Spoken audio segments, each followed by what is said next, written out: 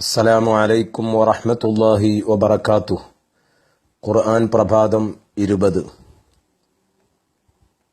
അൽഹംദുലില്ലാഹി റബ്ബിൽ ആലമീൻ വസ്സലാത്തു വസ്സലാമു അലാ റസൂലില്ലാഹ് വഅലാ ആലിഹി വസഹ്ബിഹി അജ്മഈൻ. ബിസ്മില്ലാഹിർ റഹ്മാനിർ റഹീം. ലാ തജ്അലൂ ദുആഅർ റസൂലി ബൈനക്കും കദുആഇ ബഅദികും ബഅദാ. സ്വദഖല്ലാഹു മൗലാനൽ അദീം. പ്രിയപ്പെട്ട സുഹൃത്തുക്കളെ, റബീഉൽ അവ്വലിന്റെ അവസാന ദിവസമായ ഇന്ന് തിരുനബി സല്ലല്ലാഹു അലൈഹി വസല്ലമ തങ്ങളുടെ അപദാനങ്ങളുമായി ബന്ധപ്പെട്ടുള്ള നമ്മുടെ ഈ ഖുർആൻ പ്രഭാതം ഇന്ന് അവസാനിപ്പിക്കുകയാണ്. ഇൻഷാ അല്ലാഹ് തുടർന്ന് എല്ലാ ദിവസവും വിശുദ്ധ ഖുർആനിലെ ഏതെങ്കിലും ഒരായത്തോ അല്ലെങ്കിൽ ഒന്നിലധികം ആയത്തുകളുടെയോ ഒക്കെ വിശദീകരണം മണിക്കൂറുകൾ നാം നടത്താറുള്ളത് കേവലം 5 മിനിറ്റിൽ ഒതുക്കിക്കൊണ്ട് പറയാൻ ശ്രമിക്കാം ഇൻഷാ അല്ലാഹ്. ഇന്ന് നമ്മൾ ചർച്ച ചെയ്യുന്നത് സൂറത്തുൻ നൂറിലെ 63-ാമത്തെ ആയത്തായ ലാ തജ്അലൂ ദുആഅർ റസൂലി ബൈനക്കും കദുആഇ ബഅദികും ബഅദാ എന്ന് പറഞ്ഞ ആയത്താണ്. അതായത് മുഅ്മിനീങ്ങളോട് അല്ലാഹു റബ്ബുൽ ഇസ്സത്ത് നിർദ്ദേശിക്കുകയാണ്, നിങ്ങൾ അല്ലാഹുവിന്റെ റസൂലിന്റെ പ്രാർത്ഥന അതിനെ നിങ്ങൾ പരസ്പരം ഒരാൾ മറ്റൊരാളോട് പറയുന്ന അഭ്യർത്ഥനയെപ്പോലെ കാണരുത്. അള്ളാഹുവിനോട് നബി സല്ലല്ലാഹു അലൈഹി വസല്ലമ തങ്ങൾ നടത്തുന്ന പ്രാർത്ഥനകളെ, അഭ്യർത്ഥനകളെ. കാരണം എന്താണ്? ഹബീബായ റസൂലുള്ളാഹി സ്വല്ലല്ലാഹു അലൈഹി വസല്ലം റബ്ബിനോട് ദുആ ചെയ്താൽ ആ ദുആക്ക് ഉത്തരമുണ്ട്. നിങ്ങളുടെ ദുആ അത് സ്വീകരിക്കാം, സ്വീകരിക്കപ്പെടാതിരിക്കാം. പക്ഷേ മുത്തുനബിയുടെ ദുആ സ്വീകരിക്കുക തന്നെ ചെയ്യുന്നതാണ്. ഒരർത്ഥം ഇതാണ്. രണ്ടാമത്തെ ഒരർത്ഥം, നബി സല്ലല്ലാഹു അലൈഹി വസല്ലമ തങ്ങളുടെ വിളിയെ നിങ്ങൾ പരസ്പരം ഒരാൾ മറ്റൊരാളെ വിളിക്കുന്നത് പോലെ തള്ളിക്കളയരുത്. നിങ്ങളെ ഒരാൾ വിളിച്ചു, നിങ്ങൾക്ക് വിളി കേൾക്കണമെങ്കിൽ കേൾക്കാം, കേൾക്കാതിരിക്കണമെങ്കിൽ കേൾക്കാതിരിക്കുകയും ചെയ്യാം. കേൾക്കലാണ് മാന്യത. എന്നാൽ മുത്തുനബി വിളിച്ചതിന് ഉത്തരം ചെയ്യുക എന്നത് അത് കേവലം ഒരു മാന്യതയും മനുഷ്യത്വവും അല്ല, മറിച്ച് നിർബന്ധമായ കാര്യമാണ് എന്നാണ് ഇവിടെ ഈ പഠിപ്പിക്കുന്നത്.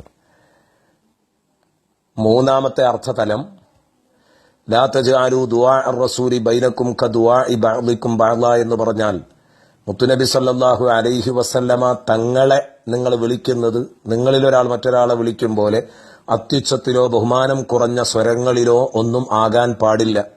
വളരെ ആദരവോടെ, ബഹുമാനത്തോടെ, പതുങ്ങിയ സ്വരത്തോടെയാണ് നിങ്ങൾ തിരുനബി സല്ലല്ലാഹു അലൈഹി വസല്ലമ തങ്ങളെ വിളിക്കേണ്ടത് എന്നർത്ഥം.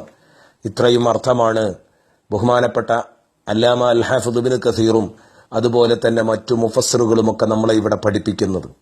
അതിൽ ഒന്നാമത്തെ അർത്ഥം, തിരുനബി സല്ലല്ലാഹു അലൈഹി വസല്ലമ തങ്ങളുടെ ദുആ അത് മഖബൂലാണ്. നബി തങ്ങളുടെ ദുആഇനെ നിങ്ങളിൽ ഒരാൾ മറ്റൊരാളുടെ ദുആ പോലെ ആക്കിക്കളയരുത് എന്ന് പറഞ്ഞത് എത്ര ശരിയാണ്.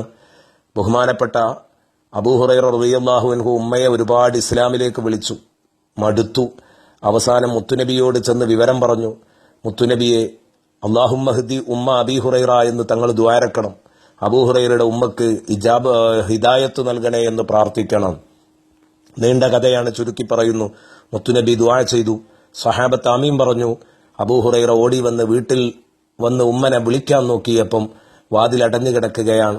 കുറച്ചു കഴിഞ്ഞപ്പം കുളിച്ച് വൃത്തിയായി മുഖമക്കനെ അടക്കം ധരിച്ച് ഡ്രസ്സൊക്കെ ചേഞ്ച് ചെയ്ത് ഉമ്മ വാതിൽ തുറക്കുമ്പോൾ അഷ്ഹദു അല്ലാ ഇലാഹ ഇല്ലല്ലാഹ് വ അഷ്ഹദു അന്ന മുഹമ്മദുർ റസൂലുള്ളാഹ് എന്നും പറഞ്ഞുകൊണ്ടാണ് വാതിൽ തുറന്നത്. കഴിഞ്ഞില്ല.